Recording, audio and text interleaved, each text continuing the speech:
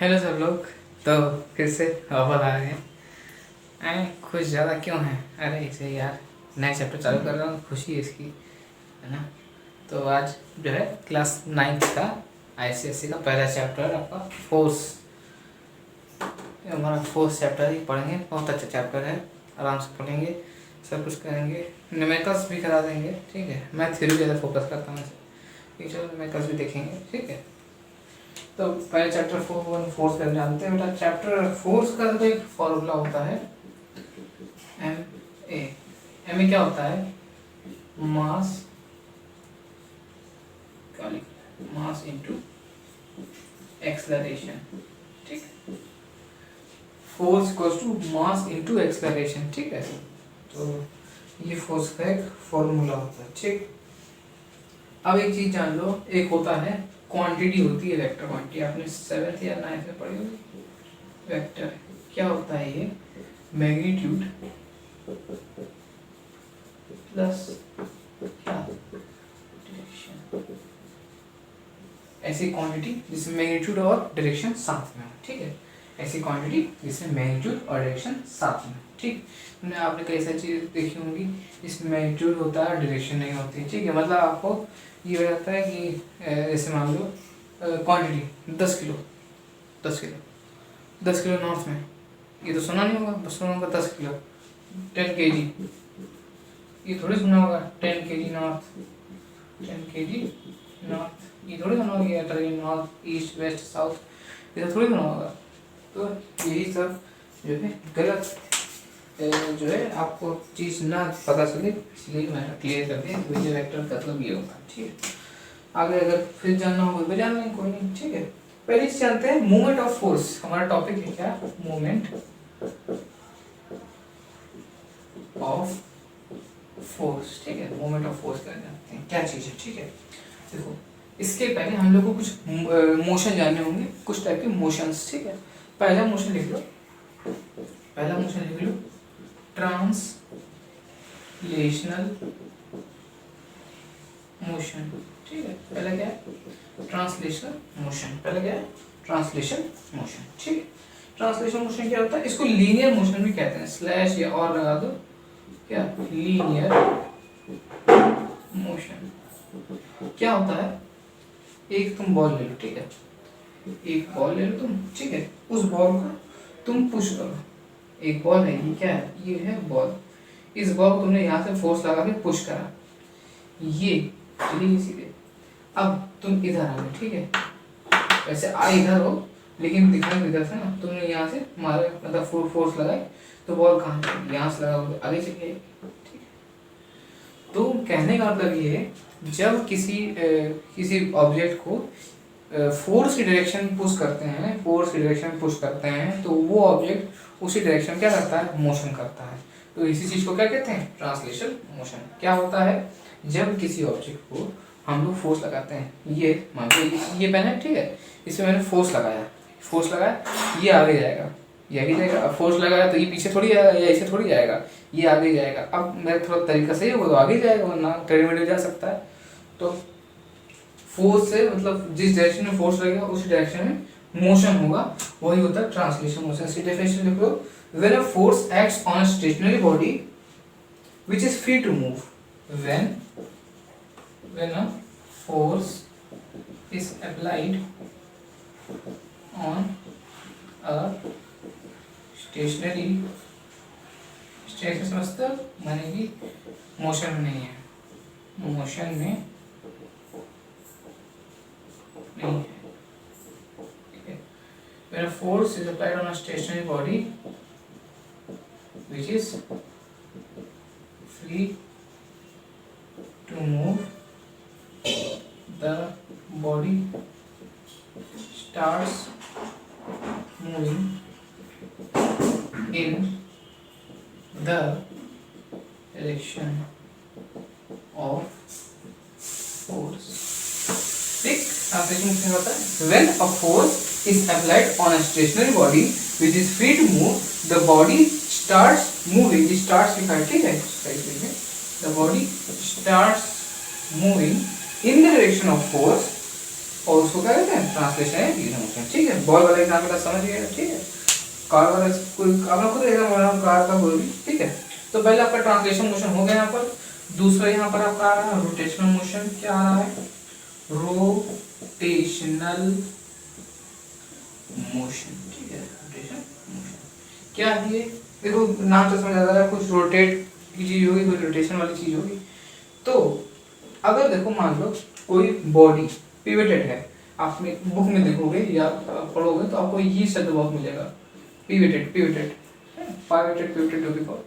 इसका मतलब होता है एक मतलब बॉडी जहाँ से फिक्स है।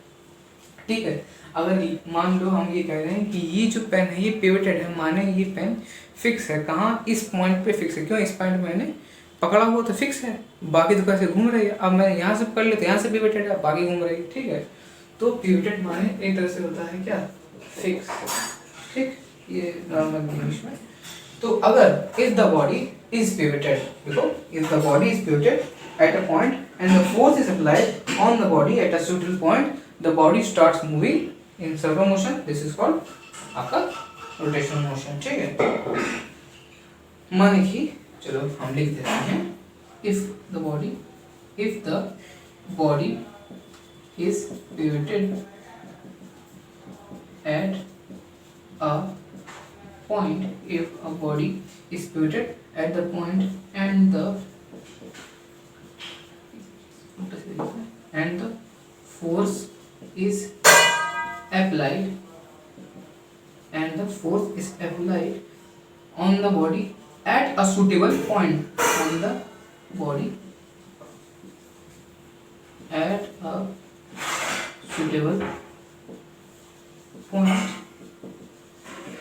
a suitable point about the axis passing through the pivoted point, about the axis, ये थोड़ा बुकिश लैंग्वेज है ना, passing through the pivoted point।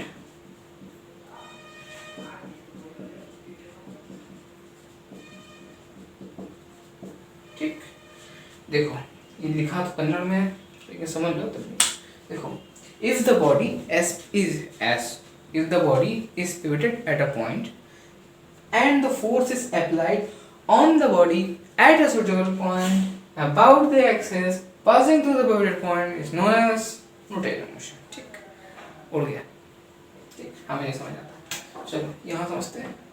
देखो ये पत्थर है, ये बॉल मान लो, जो भी मानो, ये यहाँ से पिवटेड है। ठीक है, ये बॉल है, ये पत्थर, इसको मान लो रॉक, रॉक नहीं, ये रॉक है। ठीक है, स्टोन रॉक जो भी कहो, यहाँ से क्या है, ये पिवटेड है। ठीक है, अब मैं यहाँ पर फोर्स लगाता हूँ, यहाँ पर हमने फोर्स लगाई, सीधी सीधी यहाँ पर फोर्स लगाई इस बॉल में, तो क्या होगा, बॉल मूव करेगी?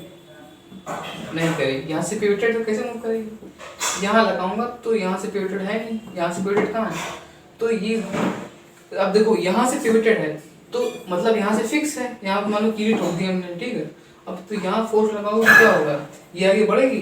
नहीं बढ़ेगी। लेकिन तो फोर्स तो मान लो हल्की लगा रहे हो, भयंकर फोर्स लगाओ तो कील तोड़ लगेगी, कील भी भयंकर है, फोर्स भी भयंकर, तो क्या होगा, ये बॉल क्या करेगी, रोटेट करने लगेगी। ठीक है, अब ये फोर्स लगा रहे तो ऐसे जा रहा है। ठीक है, ऐसे जा रहा है, लेकिन अब ये क्योंकि पिवटेड है तो ये ऐसे न जाके ऐसे होने लगेगा, घूमने लगेगा। इससे क्या होगा, बॉल क्या होने लगी, तो रोटेट होने लगी। वही उसमें लिखा है, क्या लिखा है, if the body is pivoted at a point, अगर कोई बॉडी जो है, कोई रॉक स्टोन जो भी है, वो एक पॉइंट पे पिवटेड है और फोर्स अप्लाई करा जा रहा है किसी सूटेबल पॉइंट पे, and the force is applied on suitable point about the axis, ये एक्सिस पे, about the axis passing through the pivoted point, ये एक्सिस पे अप्लाई करा जा रहा है, पिवटेड पॉइंट से पास करते हुए निकल रहा है। ठीक है, तो बॉडी मूव करने लगेगी, इसी मोशन जो मोशन प्रोड्यूस करेगी, जो मूव करेगी, उसको क्या कहेंगे, रोटेशन मोशन। ठीक है, तो इधर हमारा रोटेशन मोशन का सिस्टम जो है कंप्लीट होता नजर आ रहा है। ठीक है, कंप्लीट हो गया। ठीक, अब मैं रफ कर रहा हूँ, आगे आप देखो। ठीक है, इसको एक बार अच्छे से देख लो। तो देखिए, अब हम लोग आगे बढ़ते हैं। ठीक है, इसको जल्दी से फटाफट रफ करते हैं।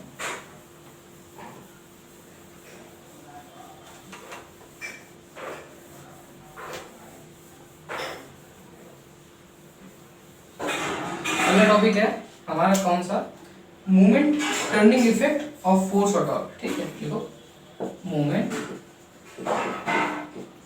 टर्निंग इफेक्ट ऑफ फोर्स और टॉर्क। ठीक है, टॉर्क को वैसे मोमेंट ऑफ फोर्स ही कहते हैं, ठीक है, लेकिन टॉर्क फिजिक्स की भाषा में डेफिनेशन, ये तो मोमेंट ऑफ फोर्स लग रहा है ऐसे ही है, कुछ है कुछ है, लेकिन टॉर्क लग रहा है ये कुछ अलग चीज़ है, तो टॉर्क मोमेंट ऑफ फोर्स को कहते हैं। ठीक है, अब जैसे मैंने ये रॉक वाला एग्जांपल दिया था, ये उसी चीज़ का है, किसका, पिवटेड पॉइंट वाला मोमेंट ऑफ फोर्स है वो इसी में अप्लाई होता है। ठीक है, अब देखो ये यहाँ पर पिवटेड है, ठीक है, यहाँ पर पिवटेड है और ये डिस्टेंस है मैं यहाँ लगा रहा हूँ। ठीक है, इसको O, इसको क्या B, इसको O डिस्टेंस है। ठीक है, अब इस पे मैंने फोर्स लगाया, अब देखो मतलब ये मान लो O है ये और ये लाइन B, अब मैंने एक लाइन खींच दी। ठीक है, तो यहाँ से यहाँ मैंने फोर्स लगा रहा हूँ, तो ये जाके यहाँ से लड़ी। ठीक है, तो ये फोर्स जो डिस्टेंस है, ये डिस्टेंस जितनी ज़्यादा होगी, डिस्टेंस क्या होगी, जितनी क्या होगी ज़्यादा होगी, उतना क्या होगा, उतना ज़्यादा टॉर्क प्रोड्यूस होगा। टॉर्क क्या, मोमेंट ऑफ फोर्स। ठीक है, मोमेंट ऑफ फोर्स क्या है बताया। ठीक, तो पहले लिखो तो समझ गए होगे तो मोमेंट ऑफ फोर्स क्या होता है। ठीक है, मोमेंट ऑफ फोर्स मतलब जितनी ज़्यादा परपेंडिकुलर डिस्टेंस होगी उतना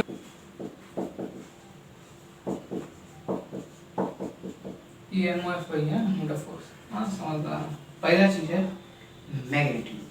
ठीक है, अपने भाषा में इसको पूरा बड़ा कर दो, मैं सिर्फ पॉइंट लिख रहा हूँ, 12 पूरा मैग्नीट्यूड। ठीक है, मैग्नीट्यूड क्या है, आप जितनी ताकत से जहाँ पर अप्लाई कर रहे हो, जैसे मैंने यहाँ जितनी ताकत लगाऊंगा ये उतना ज़्यादा गोल घूमेगा, तो जितनी मैग्नीट्यूड जितना ज़्यादा हो उतना मतलब जितनी ज़्यादा ताकत होगी उतनी कम डिस्टेंस, जितना ज़्यादा डिस्टेंस उतनी कम ताकत। ये लिख लो मैग्नीट्यूड, मैग्नीट्यूड कह रहे हैं, मैग्नीट्यूड अगर ज़्यादा है। ठीक है, मैग्नीट्यूड ज़्यादा है मतलब अगर डिस्टेंस कम है तो मैग्नीट्यूड हमको क्या करना पड़ेगा, बढ़ाना पड़ेगा, और डिस्टेंस ज़्यादा है तो मैग्नीट्यूड क्या करना पड़ेगा, कम करना पड़ेगा या कम यूज होगा, माने ताकत। भाई अगर ये डिस्टेंस ज़्यादा है तो हमें ताकत कम लगानी पड़ेगी, और क्या नाम, डिस्टेंस कम है तो ताकत ज़्यादा लगानी पड़ेगी। ठीक है, तो पहली चीज़ है मैग्नीट्यूड, और दूसरी चीज़ हमको लग रहा है कंफ्यूज हो गया हूँ मैं, दूसरी चीज़ है perpendicular distance, perpendicular distance of line of action, perpendicular distance of line of action of force from the axis of rotation। ठीक है, perpendicular distance of line of force from the axis of rotation। ठीक, माने वही जो हम बता रहे थे कि जितनी ज़्यादा डिस्टेंस होगी उतना कम फोर्स लगाना पड़ेगा, और जितनी ज़्यादा जो है मतलब जितनी कम डिस्टेंस होगी उतनी ज़्यादा फोर्स लगाना पड़ेगा। ठीक, तो ये तो पॉइंट है। एक तो पहला क्वेश्चन आता है what are the factors affecting moment of force at torque, तो लिख दो पहला मैग्नीट्यूड, दूसरा perpendicular distance of line of action. भाई हमारी ये लाइन ऑफ एक्शन है, ये लाइन ऑफ एक्शन है from the axis of rotation, इस एक्सिस पे रोटेट कर रहा है। ठीक, perpendicular distance of line of action. ठीक, अब दूसरी चीज जानते हैं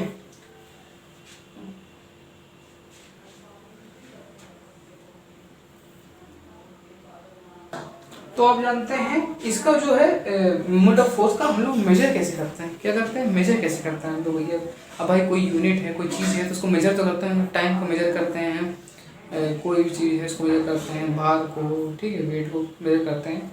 तो इसको मेजर कैसे करते हैं भाई, देखो पहले इसका फॉर्मूला जान दो।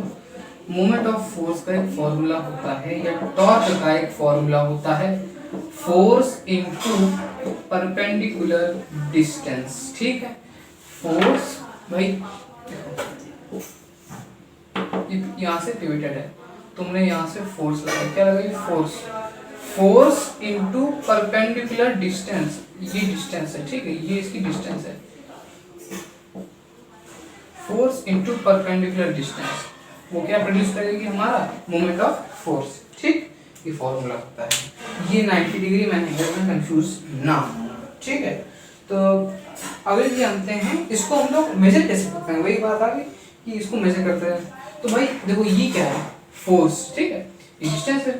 फोर्स की यूनिट क्या होती है, एसआई यूनिट, भाई एसआई यूनिट से मेजर करेंगे तो फोर्स की यूनिट क्या होती है, न्यूटन, और इसकी डिस्टेंस की यूनिट क्या होती है, मीटर।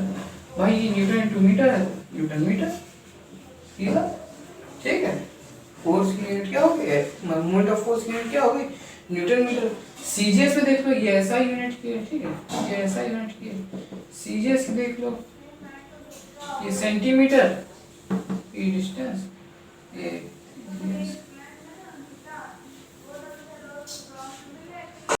ठीक है। तो सीजीएस की क्या होती है, डाइन इंटू सेंटीमीटर, ठीक है, डाइन होती है, वो डाइन नहीं कि डाइन, डाइन इंटू सेंटीमीटर, ठीक। अब एक चीज जो पूछते हैं काफी, जेई में पूछ लेते हैं, एक बार तो जेई पूछा था, ठीक है, जेई में पूछता एक बार, जेई मीन्स एडवांस में नहीं, इतना भी अच्छा क्वेश्चन नहीं है, लेकिन आपके ये क्वेश्चन में टेस्ट में पूछा जाता है कि इसका मतलब बताओ, ये डिस्क्राइब कैसे होता है, इसको डिटेल में बताओ। मतलब ये दोनों न्यूटन मीटर और डाइन इंटू सेंटीमीटर एक दूसरे से क्या है, कनेक्ट कैसे हैं, ये पूछते हैं।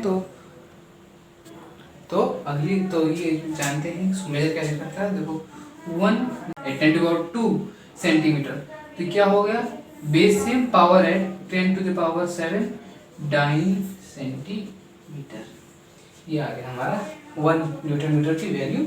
सीजीएस की मतलब रिलेट कर रहे हैं हम लोग, these are related as 10⁻⁷ dyne centimetre, ठीक है। ये क्वेश्चन आता है इसको रिलेट करने वाला, तो ये देख लो, ठीक है। अगली चीज जानते हैं हम लोग, फटाफट से इसको रफ करते हैं। तो फटाफट से रफ करते हैं और कॉपी में हम लिखते चलें, ठीक है। हाँ, तो अगली चीज आता है क्लॉकवाइज एंटी क्लॉकवाइज मूवमेंट। नाम से क्या पता चल रहा है, clockwise and anti clockwise movement, anti clockwise movement, clockwise and anti clockwise movement जानते हैं क्या है। तो देखो, अगर किसी बॉडी पे इफेक्ट क्लॉकवाइज है, if the effect on the body is clockwise, अगर किसी बॉडी पे इफेक्ट क्लॉकवाइज है तो वो क्या होगा, क्लॉकवाइज मूवमेंट। भाई नाम से पता चला क्लॉकवाइज, तो क्या होगा, क्लॉकवाइज मूवमेंट, क्या होगा, क्लॉकवाइज मूवमेंट, ठीक है। अच्छा, ये पॉजिटिव होता है कि नेगेटिव होता है, तो आपके दिमाग में चल रहा हो ये पॉजिटिव होता है, तो गलत है आप, ये होता है नेगेटिव, ठीक। ये बहुत बच्चे लड़ाई करते हैं इस बात पे कि भैया नहीं हमारा क्लॉकवाइज मूवमेंट पॉजिटिव होता है, नहीं भाई, क्लॉकवाइज मूवमेंट जो है नेगेटिव होता है, ये अपने दिमाग में आप बात बसा लो, ठीक है। फिर ये तो कंफ्यूजन है।